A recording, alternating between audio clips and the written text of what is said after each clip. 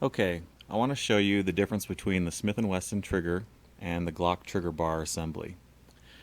First of all, we'll show you the Glock system. This system is a pretty old system, but it's been working really well for Glock, and they really haven't changed it since they started.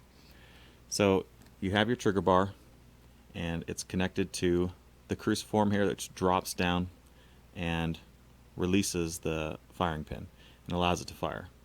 So it's in an up position, and then when you pull the trigger, it dips down, causing the striker to be able to be released and go forward, hitting the primer.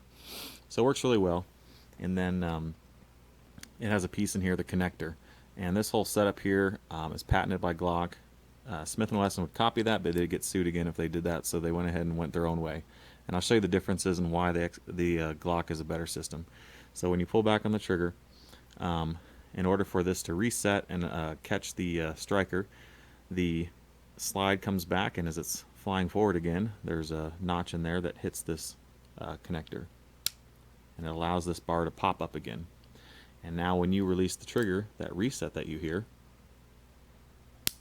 is right there, a loud reset, and that's because this little connector has spring tension on it, which makes it want to go that way. So when you push it past it, right now it's pushed the connector over, so the connector has spring tension on it. So when you let the trigger off, that spring tension is released and it snaps back over. So that gives you that really nice, solid, crisp reset that everyone's used to in a Glock.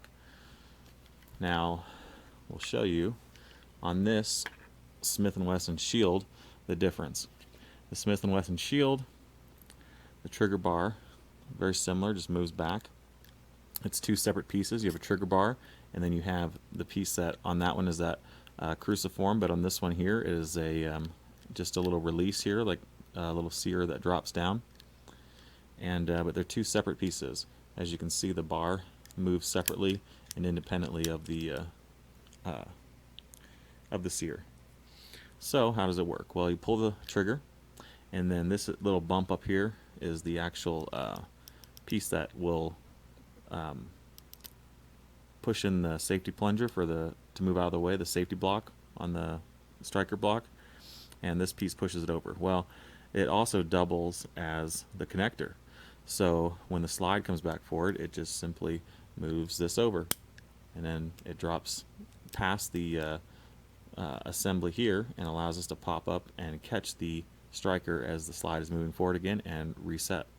And now there's no real spring tension under here. I mean, the spring tension would be from the actual trigger spring up here, and then it wants to go back over that way, but it's not as heavy of a spring tension as you would see on the Glock system. So when you let the trigger out, it wants to go back over, so it does, but it's a really kind of quiet movement. That's a quiet little reset. Okay, so the flaw in this, well, normal conditions, you take your magazine, you load it in there, pull the trigger, and the gun fires. Okay, now dirty conditions. Take your magazine.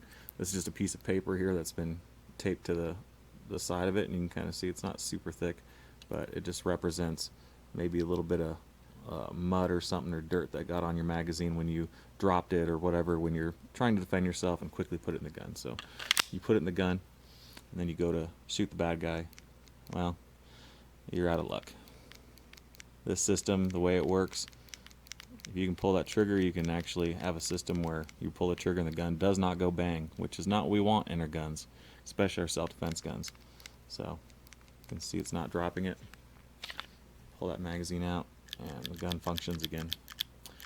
Okay, so if you look at the Glock here, there's no reason that if that trigger pulls that the gun would not go bang.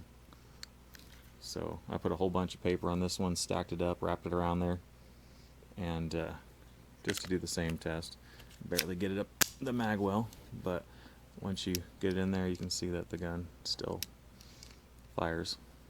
It's a little tighter because it's pressing up against that, but it still fires. So that's one big difference that I found in the trigger systems of them, and why the reset's a little quieter, and a flaw in which that system could potentially not fire. Just a little information for you.